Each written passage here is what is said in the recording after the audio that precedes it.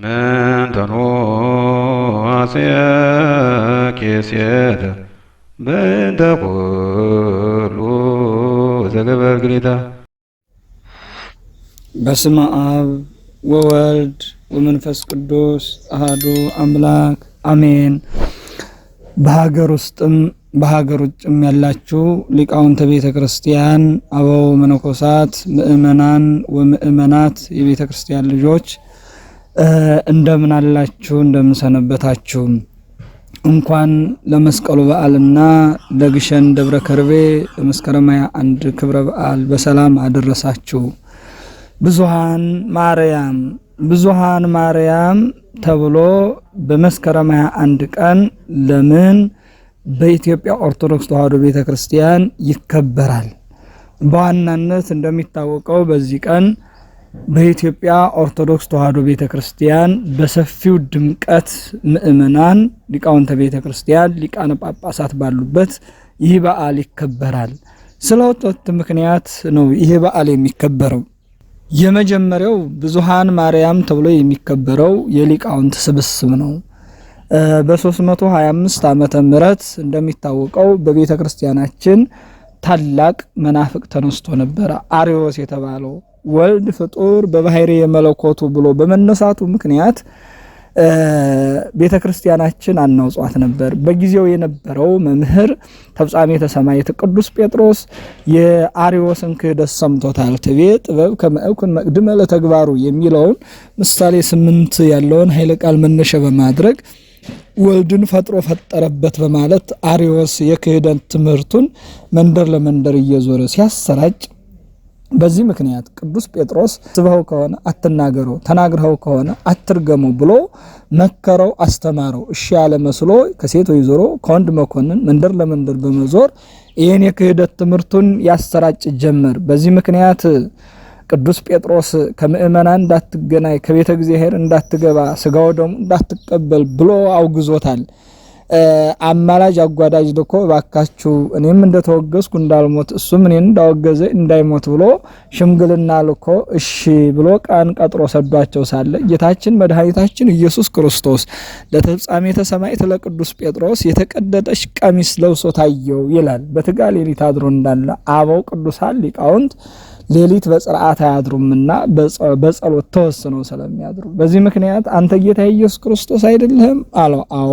መኑ ሰጠጣ ለልብስከ ልብስህን ማን ቀደዳት አለው። አርዮስ ሰጠጣ ለልብስዬ ወፈለጠኒ እምአዊ ወእም ሕይወቴ መንፈስ ቅዱስ። አርዮስ ወልድ ፍጡር በባህሪ የመለኮቱ አለኝ፣ ከባህሪ አባቴ ከአብ ከባህሪ ሕይወቴ ከመንፈስ ቅዱስ ለየኝ፣ የማይመለስ መናፍቅ ነውና አውግዝህ ለየው ብሎ ነግሮታል። ከዛም በኋላ እሱ የእረፍት ጊዜው እንደደረሰ ከሱ ቀጥሎ አኪላስ እንደሚሾም፣ አኪላስ ከውገዘቱ እንደሚመለሰው በመንፈቁ እንደሚሻር፣ ቀጥሎ እለእስክንድሮስ እንደሚሾም፣ በሱ ጊዜም ከዚህ ጊዜ ከሱ ቀድሞ ተደርጎ የማያውቅ ጉባኤ ከሱም በኋላ የማይደረግ ጉባኤ እንደሚደረግ ነግሮት እስከ ዕለተ ምጽአት ድረስ የሚሆነውን ነግሮት አርጓል።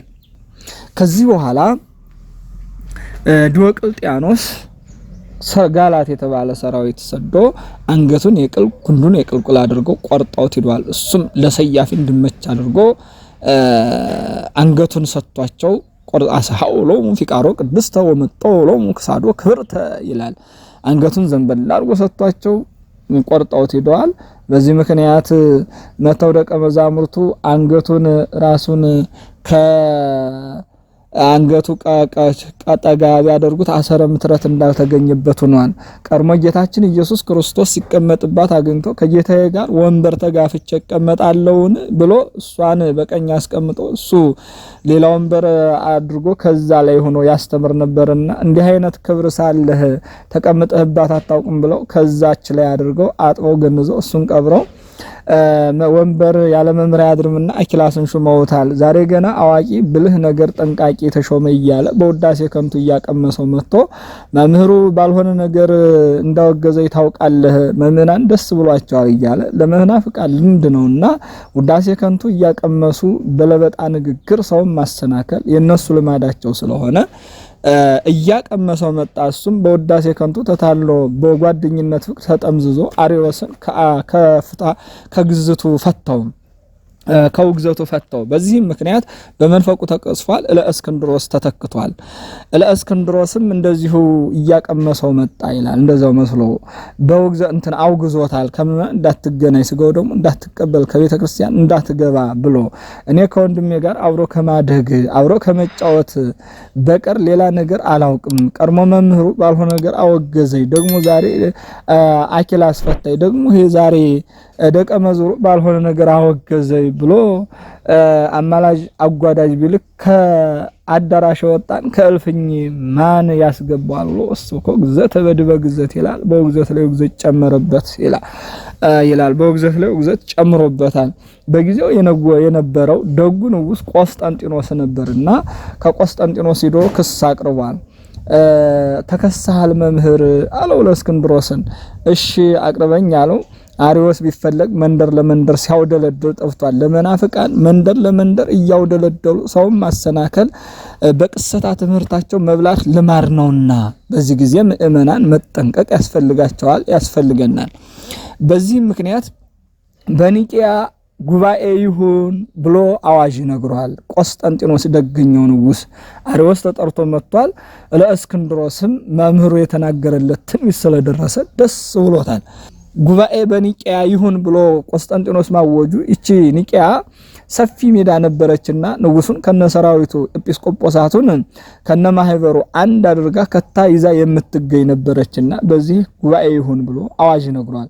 አዋጅ ሲነግርም ከሚያዝያ 21 እስከ መስከረም 21 ድረስ ተሰብሰቡ ብሎ ለአምስት ወር ያህል ጉባኤውን አርቆ ቀጥሯል። ለምን እንዲህ አደረገው ቢሉ የታመመ ከአልጋ ተነስቶ የደከመ በርትቶ ስንቅ ያለበት ኃይሉን አበርትቶ እንዲደርስ ብሎ ነው። በዚህም ጊዜ 2348 ሊቃውንት እስከ መስከረም ማርያም ድረስ ተሰብስበዋል። ከዚህ በኋላ በቆስጠንጢኖስ ሊቀ መንበርነት በእስክንድሮስ አፈ ጉባኤነት በአትናቴዎስ ጸሎት ጉባኤው ተጀምሯል። ጉባኤው የተጀመረው ማለትም ጉባኤውን አጠቃላይ እንዴት ማድረግ እንዳለባቸው ለመወያየት መስከረም 21 ቀን ተሰብስበዋል። ጉባኤው የተደረገው ህዳር 9 ቀን ነው። በዚህ ምክንያት መስከረም 21 ቀን ብዙሃን ማርያም ተብላ ትከበራለች። ሊቃውንቱ ተሰብስበው ጉባኤውን መቼ ማድረግ እንዳለባቸው ከወሰኑ በኋላ ሱባኤ ይዘዋል ማለት ነው። እስከ ህዳር 9 ቀን ድረስ ጉባኤ ይዘው ህዳር 9 ቀን ጉባኤው ተደርጓል። ጉባኤው ሲደረግ እንግዲህ ለእስክንድሮስ አፈ ጉባኤ ሆኖ ተከራካሪ ሆኖ አሪዮስን ለምን ወልድ ፍጡር በባህሪ መለኮቱ አልክ አለው። ትቤ ጥበብ ፈጠረኒ ከመእኩን መቅድመ ለተግባሩ ይልብሃል እንጂ አለው። ወረድ ብለህ ብታነበውም ቅድመ አድባር ወአውግር ወለደኒ ሲል ታገኘዋለህ። ለምን እንዲህ አልክ አለው። ፈጥሮ ፈጠረበት ብሎ ዘቡን ለቆ ወእምንትን ያለብህሳ ሐዋርያው ብሎ በዚህ ረቶታል። ራሱን እንደተመታ እባብ ጸጥ ብሏል። ነገስታቱ ንጉሱ በአዋጅ ኤጲስቆጶሳቱ በውግዘት አሪዮስን ለይተውታል። ለእስክንድሮስ ከ2348 ሊቃውንት መካከል ሃይማኖታችሁን እረዳው እያለውና ሀገራችሁን ሃይማኖታችሁን ስማችሁን ጽፋችሁ ስጡ ይብላቸው 318 ሊቃውንት ብቻ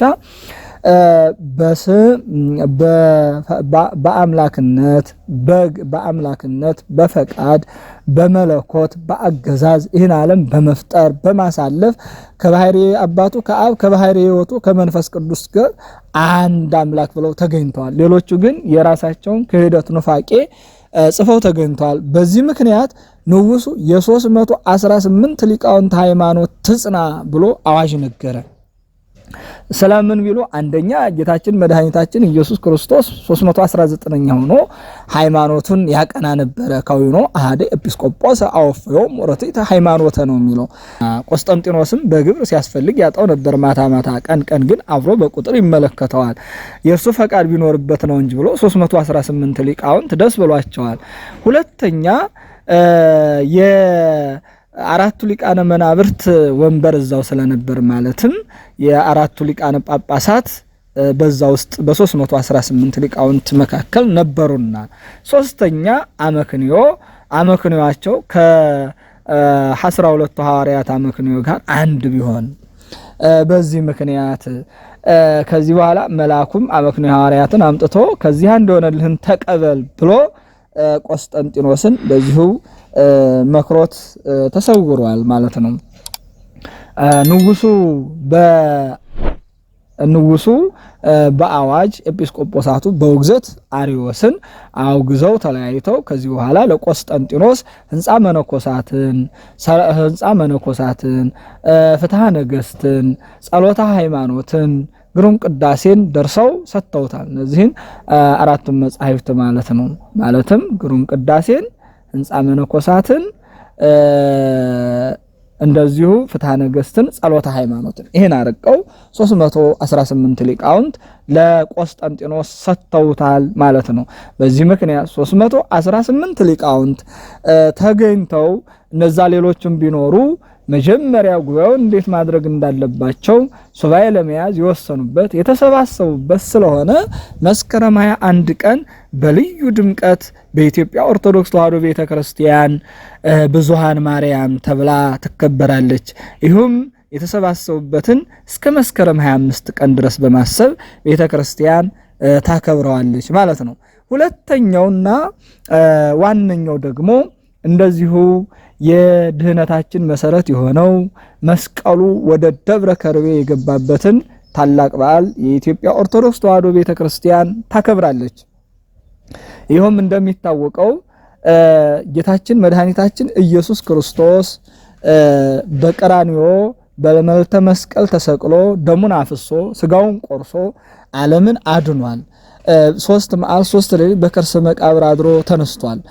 መስቀሉም እሱ ደሙ ከፈሰሰ የሱ ደም ከፈሰሰበት በኋላ መስቀል ኃይልነ፣ መስቀል ጽንዕነ፣ መስቀል ቤዛነ፣ መስቀል መድኃኒተ ነፍስነ ብለን የምናከብረው ሆኗል። አጋንንትን ድል የምንነሳበት ሆኗል። በዚህ ምክንያት ድውይ ሲፈውስ፣ ለምጻም ሲያበራ፣ ለምጻም ሲያነጻ፣ እውር ሲያበራ፣ ድውይ ሲፈውስ፣ ሙት ሲያስነሳ አይሁድ ምቀኞች ናቸውና መስቀሉን ቀብረውታል። የፈያታዊ ዘየማንና የፈያታዊ ዘጸጋምን በግራና በቀኝ ሰቅለው ቆሻሻ ሲደፉበት ኖረዋል።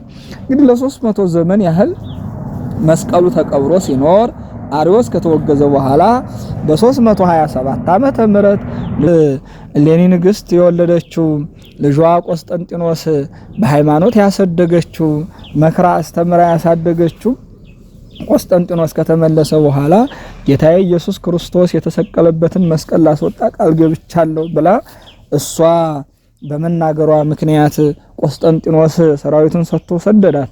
በዚህ ምክንያት ወደ ኢየሩሳሌም ሄዳ ጌታችን መድኃኒታችን ኢየሱስ ክርስቶስ የተሰቀለበትን መስቀል መስከረም 17 ቀን ቁፋሮውን አስጀምራ መጋቢት 10 ቀን አስወጥተዋለች ማለት ነው። በዚህም መሰረት በኋላ ደግሞ እንደዚሁ ፋርሶች ተነስተው ማርከውታል፣ እንዲሁ ተመልሷል ማለት ነው። ከዛ በኋላ አራቱ ሊቃነ ጳጳሳት መስቀሉን ለአራት ተካፍለውታል። አንድ ክንፉ ለእስክንድሪያ ደርሷል። በእስክንድሪያ ሲኖር በእስክንድሪያ የነገሰው ማለትም በግብጽ አላዊ ንጉስ በክርስቲያኖች ላይ መከራ ጸናባቸው። አባ ሚካኤልና አባ ገብርኤልንም አሰራቸው። በዘመኑ በሀገራችን ነክሰው የነበሩት ደገኛው ንጉስ አጼ ዳዊት ነበሩ። አጼ ዳዊት ይህን ታሪክ ይሰማሉ። የግብጽ ምእመናን እባክህ ድረስልን፣ አድነን፣ ንጉሱ አገዛዝ አጽኑበናል፣ አባ ሚካኤልም አባ ገብርኤልም ታስረዋል የሚል መልእክት ላኩ። በዚህ ምክንያት አጼ ዳዊት ደብዳቤ ጽፈው ልከዋል። ያን ደብዳቤም ከቁብ ባለመቁጠር የግብጽ ንጉስ በምእመናን ላይ መከራ አድርሶባቸዋል። እኔ ካንተ ጋር ምን አከራከረኝ? የናንተ ህልውና አባይ ነው። ታዲያ አባይን ገድቤ በኢትዮጵያ በረሃ ፈሰው የለ በማለት ከተት ሰራዊት ምታ ነጋሪት በማለት አጼ ዳዊት የአባይን ወንዝ በመገደብ በኢትዮጵያ በረሃ እንዲፈስ አድርገውታል። በዚህ መሰረት የግብጽ ንጉስ የአባይ ውሃ ሲቀር ምንድነው መስጢሩ ብሎ ሲጠይቅ የኢትዮጵያው ንጉስ ገድቦታል የሚል ሰማ። ይቅርታ ብሎ ተንበርክኮ ወርቅ፣ እንቁ፣ ብር አስይዞ ላከ። አመሃ ማለት ነው። አንድ ቅዱስ ባህታዊ አጼ ዳዊት የሀገራችን ነገስታት ደጋጎች ነበሩና ከቤተ ክርስቲያኗ አበው ጋራ መከረው ነው ስለ ሀገራቸው አመራር የሚመሩት። የዛሬውን አያድርገውና በዚህም መሰረት ይሄማ ምን ያደርግልሃል? ወርቅ ብር ለኢትዮጵያ ምን ቁም ነገር አለው? ጌታችን መድኃኒታችን ኢየሱስ ክርስቶስ የተሰቀለበት መስቀል እስክንድሪያ ውስጥ አለ። እሱን ብታስመጣ ይልቅ በሀገርህ ብታስቀምጠው ሀገርህ በረሃብ በሸነፈር በመከራ አትጠቃም። የሀገርህንም ሕዝብ ታተርፋለህ፣ ታስባርካለህ፣ ቤተ ክርስቲያንንም ትቀድሳታለህ፣ ምእመናን ይቀደሱልሃል የሚል ምክር መከሩ። ደግ ምክር። እንዲህ አይነት መካሪ አባት አያሳጣን በዘመናችን። በዚህም መሰረት አጼ ዳዊት ደብዳቤ ጽፈው ወርቁ ብሩ እንቁ ላንተ ይሁን፣ እኔ የምፈልገው ጌታ ኢየሱስ ክርስቶስ የተሰቀለበትን መስቀል ነው፣ ይህን ከላክልኝ አባይን እለቅልሃለሁ አሉ። ምንም እንኳን አገሪቱ እስክንድሪያ በመስቀሉ ተጠብቃ እንድትኖር ቢያውቅም እንኳን ሲመረው ሲጨንቀው በግድ ጌታችን መድኃኒታችን ኢየሱስ ክርስቶስ የተሰቀለበትን ግማደ መስቀል እንደዚሁም ሉቃስ የሳላቸው 7 ስዕላት ጌታችን ኢየሱስ ክርስቶስ ራሱን የተማታበት በትር፣ ጌታችን ኢየሱስ ክርስቶስ የተገነዘበት መግነዝ፣ ጌታችን ኢየሱስ ክርስቶስ አይሁድ ያስታጠቁት ከለሜዳ ይህን አድርጎ ለአጼ ዳዊት ልኳል ማለት ነው። አጼ ዳዊትም ይህን ከተቀበሉ በኋላ ጌታ ኢየሱስ ክርስቶስ የተሰቀለበትን መስቀል ከላክልኝ ምን አለ ብለው አባይን ለቀውለታል ማለት ነው። ጌታችን መድኃኒታችን ኢየሱስ ክርስቶስ የተሰቀለበትን መስቀል ቅዱሳት ስዕላቱን ቅዱሳቱን ይዘው ሲመጡ ባደረባቸው ሕመም አጼ ዳዊት ድንገት ስናር በተባለው ቦታ አረፉ። ለሰራዊቱም በመደናገጥ መስቀሉን በዛው እንዳለ እነሆ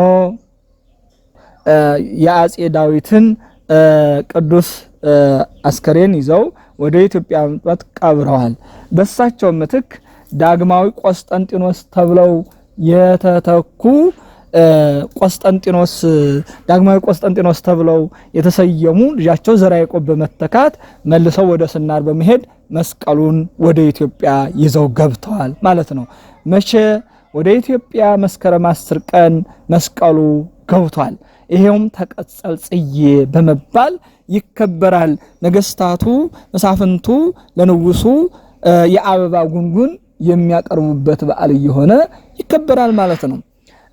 በዚህ መሰረት ወደ ኢትዮጵያ ከገባ በኋላ መጀመሪያ በኤረር ተራራ አርፏል። ቀጥሎ በመነጋሻ ማርያም አርፏል። ቀጥሎ በደብረ ብርሃን፣ ሶስተኛ፣ አራተኛ በእንጦጦ ተራራ አንብር መስቀል በደመ መስቀል እያለ ቅዱስ ዑራኤል እየመራ በቅዱስ ዑራኤል መሪነት ኢትዮጵያን ለ3 ዓመት መስቀሉ እየተዘዋወረ ባርኳል ማለት ነው። ከዚህ በኋላ ወደ ወሎ ምድር ሲመጣ በርዕሰ አድባራት ደሴ ደብረ መድኃኒት መድኃኔ ዓለም አምባ ላይ አርፎ ቦታውን ባርኮ በጌታም በተሰቀለ ጊዜ ደሙ የነጠበባት አንዷ ናትና በመሰረቱ ቤተክርስቲያን በፈቃድ እግዚአብሔር ሲሰራ በዕለተ ዓርብ ደሙ የነጠበበት ቅዱስ ዑራኤልም ቢሉ ጌታችን መድኃኒታችን ኢየሱስ ክርስቶስ በአውራ ጣቱ ወነዞ መንኮባያቲው ይላል ረጭቶታልና ቤተክርስቲያን የሚሰራበት ቃል እግዚአብሔር የሚደርስበት በፈቃድ እግዚአብሔር ደሙ የነጠበበት ስለሆነ ነው። ወደ አምባሰል ተራራ ወደ መስቀለኛዋ ቦታ ተጉዟል። በዛም ቆስጠንጢኖስ ዳግማዊ ቆስጠንጢኖስ ተብሎ የተጠሩት አዚ ዘርዓ ያዕቆብ እዛ ሲደርሱ አምደ ብርሃን ተተክሎ ቅዱስ ዑራኤል እያመላከተ ፈቃድ እግዚአብሔር እያሳየ እያመለከተ አንብር መስቀል በድበ መስቀል አላቸው። መስቀሌን በመስቀለኛ ቦታ አስቀምጥ ብሏቸው በግሸን አምባ ላይ መስቀሉን ይዘው ወጥተው በተፈጥሮ ሰው ያልተጠበበባት መውጫዋ አንዲት የሆነች አምባ ግሸን ደብረ ከርቤ በዛች ላይ መስቀሉን አስቀምጠዋል። እቺ ቦታ 3 ጊዜ ስመተፈላሷ አግኝቷታል። መጀመሪያ ደብረ ነጎርጓር ተብላለች። በኋላ ደግሞ ነገስታቱ ደብረ ነገስት ብለው ጠርተዋታል። በሶስተኛ ደረጃ ደብረ ከርቤ ተብላለች። ደብረ ከርቤ ማለት የመስቀል አምባ የመስቀል ቦታ ማለት ናት። የመስቀሉ ዙፋን ማለት ናት። እዛ ሲደርሱ እግዚአብሔር አብ ቤተክርስቲያንን ንጉሡ አሰርተው በፈቃድ እግዚአብሔር 80 አጋሰስ የኢየሩሳሌም አፈር 100 ጫን የ100 በቅሎ አፈር አምጥተው ከዛ መሬቱን ቆፍረው እዛ ላይ ደልድለው ከዛ በኋላ በእንቁ ሳጥን አድርገው ነበረ መስቀሉን የላኩላቸው።